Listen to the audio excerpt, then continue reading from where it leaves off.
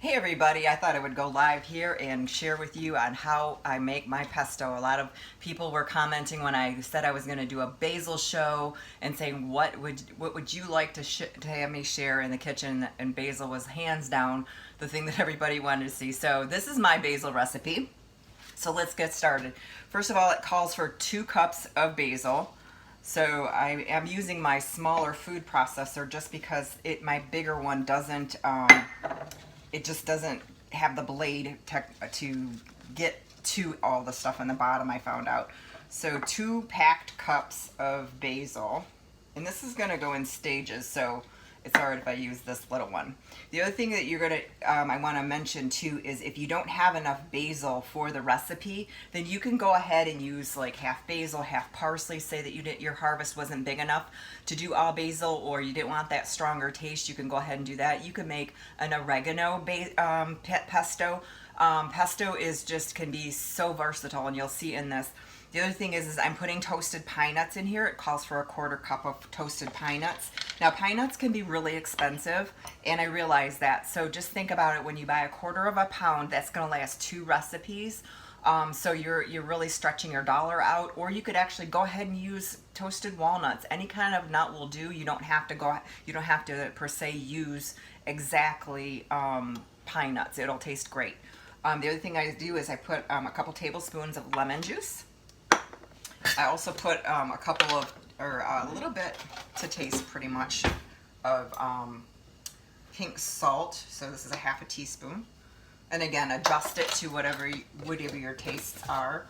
And then I put some pepper in it.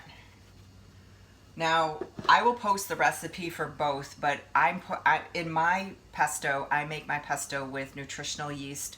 Normally it calls for Parmesan cheese, but I'm allergic to cheese. So what I use is use this Nutrilicious, and I've tried a lot of other nutritional yeast, and they just have a really bad aftertaste. And this one tastes really nutty. It's so good. I really love it. So this is the one that I use, and you're going to use a 1/4 cup, either if you're going to use Parmesan or if you're going to use the Nutrilicious or whatever. Maybe you have your own nutritional yeast or whatever that you use. So you're going to do a 1/4 cup.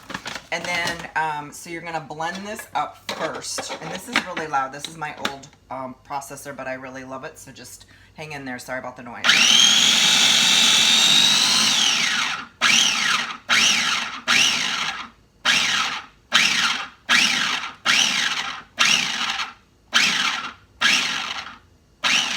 And then when that's a paste, you're going to go ahead and put some olive oil in it. And guys, I've said it before in my lives, make sure you use a good quality olive oil. You don't want to use anything that you wouldn't put on a salad that doesn't taste like olives. A lot of the ones that are out there just don't. So what you're going to do is you're going to drizzle this in to, like if you're using a blender, go ahead and drizzle it in the top. I'm using this food processor. I'm going to drip a little bit in here right now. And then I'm going to go ahead and turn it on. Almost like what you would do like with an alloy mayonnaise or something like that. You're gonna put it in like that.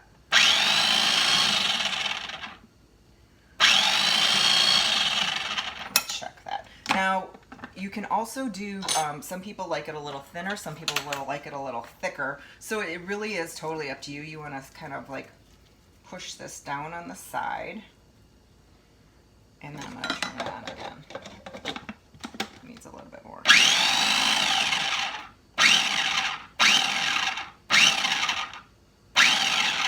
I forgot to put my garlic in, so I'm going to put that in now. Because garlic goes in everything, right?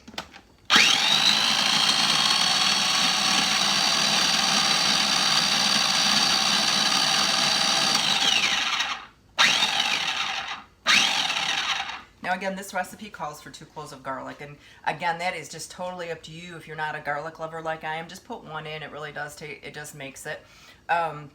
So the other thing so I want to go over like a few things with you on this. Now, pesto is really great. It does last in the refrigerator, but say you make a big batch because you have a whole lot of basil.